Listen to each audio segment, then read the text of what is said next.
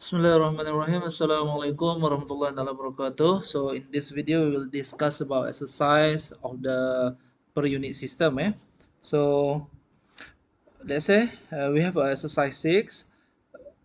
Okay, the one line diagram of a three-phase power system is as shown in figure 14. Okay, this is a figure 14. We have a one line diagram of the three-phase system.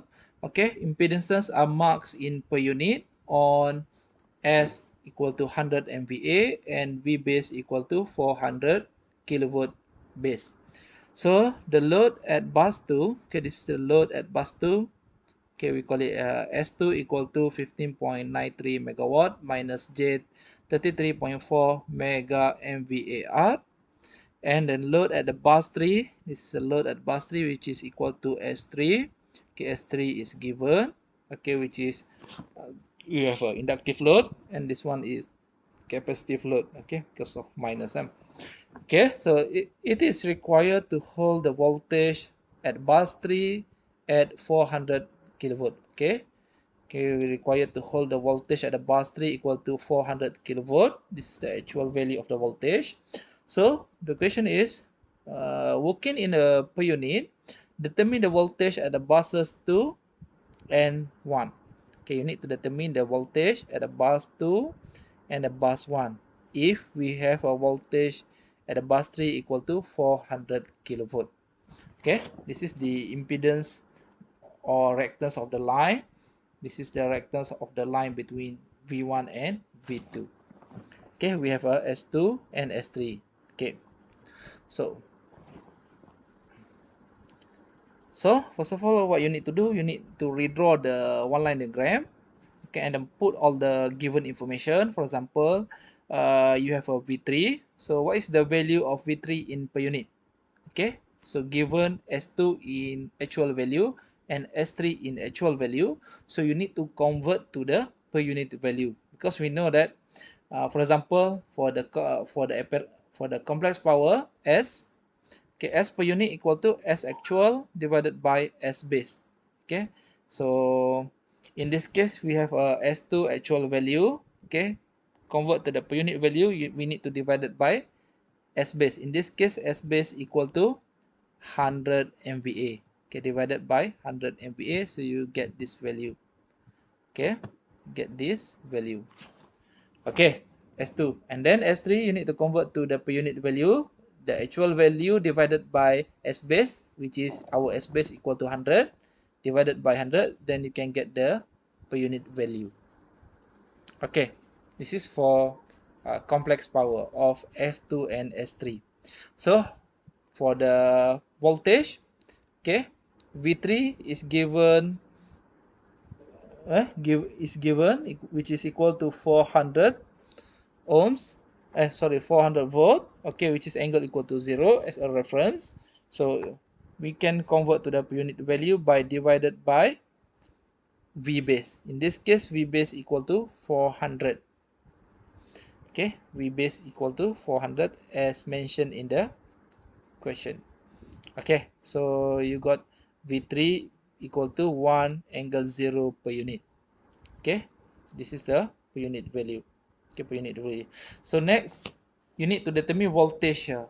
Okay, so you need to determine voltage here. So you have X here. So how to determine voltage here? You can apply Kirchhoff voltage law. But you need to determine current. How to determine current? Okay, from this bus to bus 3. Okay, because we have a series connection, current at the bus 3, at the bus 2 equal to current at the bus 3, because we have a series connection. So you need to determine I3. Okay, how to determine I3? You have a S3, so S equal to VI conjugate. So I3 equal to, by solving this equation, I3 equal to S3 conjugate divided by V3 conjugate. You have a V3 conjugate. This is in per unit, in per unit. So you have a S3 in per unit. This is a S3 in per unit. Okay, you have a S3 in per unit. So you have a V3 in per unit. So S3 conjugate divided by V3 conjugate. So you can get the I3 in per unit. Okay, this is a I3. So now we have a series connection. So I3 equal to I line here.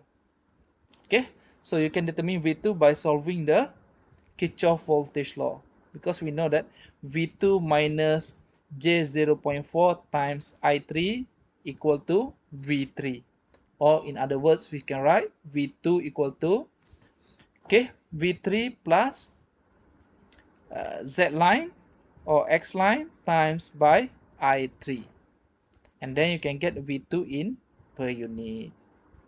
Okay, so the question is how to convert to the actual value.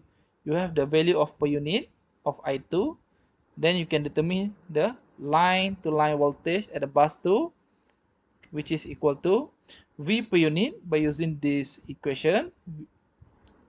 V actual equal to V per unit times by V base. In this case, V base equal to 400. Okay, V base equal to 400 according to the question. Okay, so you can get the actual value of V2, which is equal to 440 kilovolt. Okay, now you solve for V2. So the next question is you need to determine V1. What is the value of V1? Okay, so what you need to do, first of all, you need to determine let's say this is this current, current, drawn by load 2, or we call it I2. How to determine I2? I2 equal to, we have information of S2 conjugate divided by V2 conjugate. Okay, by V2 conjugate. We have a S2 conjugate, we have a S2, and then you can conjugate. We have a V2, and then V2 conjugate, then you can solve for I2. Then you can get I2 in per unit value. So you have a I2, this one I2. Okay, this one is I2. So now you can apply the Kirchhoff current law. Okay, can you determine current here? Current at this line, at line 1, 2, we call it I12. I12 equal to I2 plus I3. Okay, I2 plus I3. Okay, now you have a I3. This is your I3, and your I2 equal to this one.